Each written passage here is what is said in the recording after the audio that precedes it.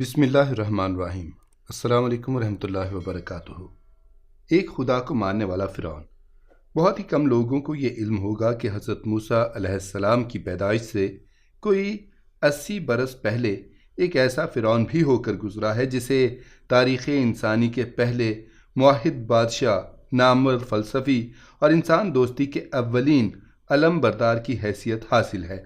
یہ آمن ہوتب چہارم کے نام سے مصر کے تخت پر جلوہ افروز ہوا، لیکن اس فرعون نے 4 سال حکومت کرنے کے بعد اپنا نام تبدیل کر کے آخناتون رکھ لیا اور اپنا مذہب بھی تبدیل کر لیا۔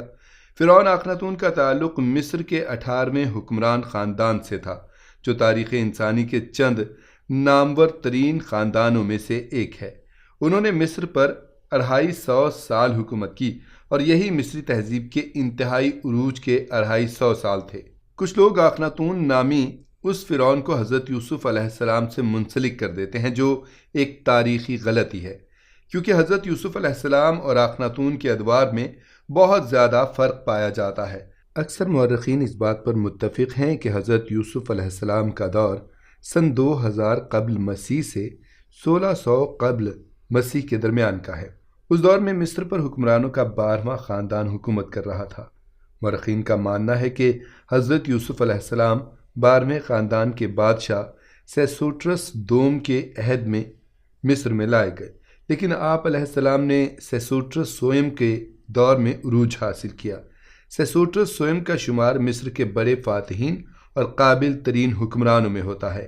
71 سال مصر میں رہنے کے بعد جب آپ اس دنیا سے رخصت ہوئے تو وہ دور سیسوٹرس سوئم کے بیٹے آمن محات سوئم کا تھا۔ بائبل کے مطابق بھی حضرت یوسف علیہ السلام بنی اسرائیل کے مصر سے خروج سے 430 سال قبل مصر تشریف لے گئے تھے، جبکہ آخناتون نامی فرعون حضرت موسیٰ علیہ السلام سے چند ہی دہائیاں قبل گزرا ہے۔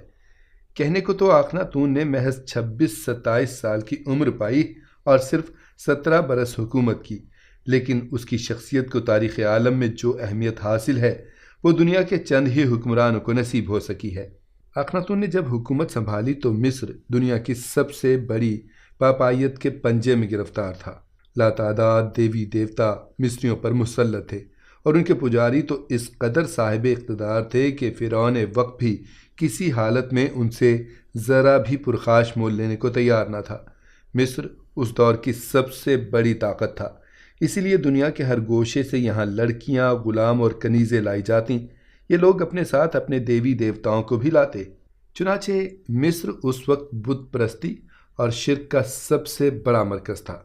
دوسری طرف آخناتون اپنی پیدائش سے ہی بہت کمزور اور بے ڈول سا بچہ تھا۔ اسے مرگی کے دورے بھی پڑا کرتے تھے۔ ماں باپ اپنے اکلوتے بیٹے کی جسمانی ساخت پر دن رات کڑتے رہتے۔ جس محل میں آخناتون نے آنکھیں کھولیں اور جہاں وہ پلا بڑھا وہ دنیا کے خوبصورت ترین محلات میں سے تھا۔ اس کے باوجود وہ اپنی اعصابی کمزوری اور بے ڈھنگے جسم پر بچپن سے ہی ملول رہتا۔ باغوں میں بیٹھے پرندوں کی چہچہاہٹ سنتا، تالاب میں مچھلیاں تیرتے دیکھتا یا پھر سردیوں کی دھوپ میں تتلیوں کے پیچھے دوڑتا۔ شہزادے کی اس تنہائی پسندی اور فطرت کی اس قربت نے اسے ایک فلسفیانہ ذہن عطا کیا۔ اس کی روح بے شمار خود ساختہ خداؤں سے بھٹک کر خالق حقیقی کی تلاش میں بے چین رہنے لگی۔ دوسری طرف اس کے بوڑھے باپ یعنی فرعون وقت کو اپنے بیٹے آخناتون کی شادی کی فکر تھی، سو اس نے آخناتون کی شادی متانی کے آریائی حکمران کی بیٹی سے کر دی۔ یہی لڑکی آگے چل کر ملکہ نفرتیتی کہلائی۔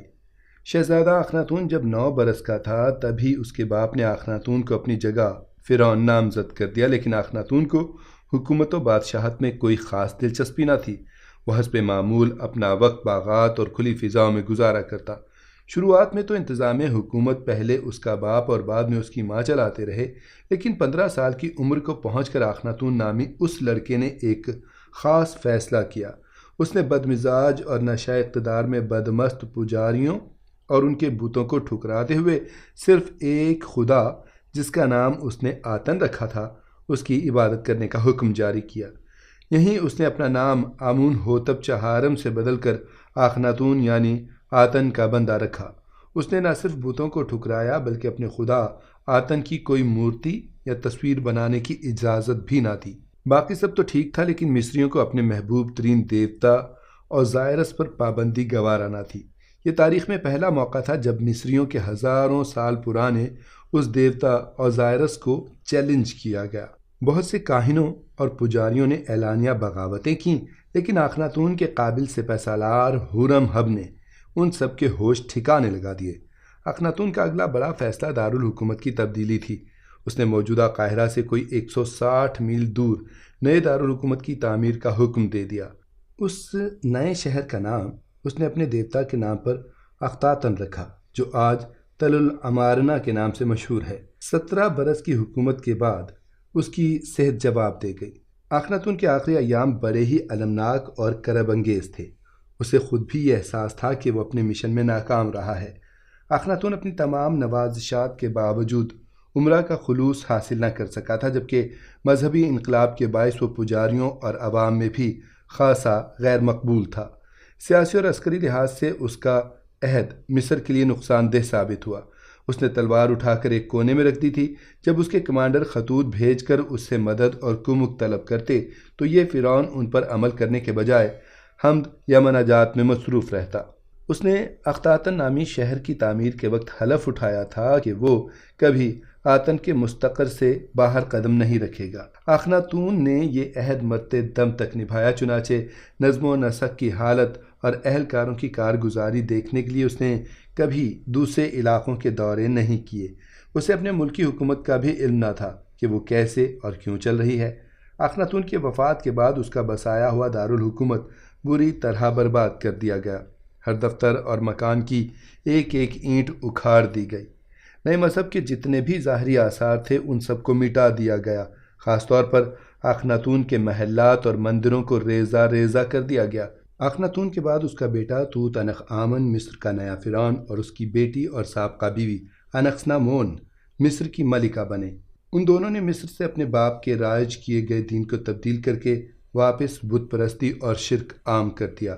اخناتون کے مذہبی انقلاب کے ساتھ ساتھ اس کی ذاتی زندگی بھی نہایت عجیب و غریب ہے۔ مصر کے اس فرعون نے اپنی بیٹیوں سمیت اپنی بہنوں سے بھی شادیاں رچائیں، جبکہ اس فرعون نے ایک لڑکے کو بھی اپنا شریک حکومت بنایا۔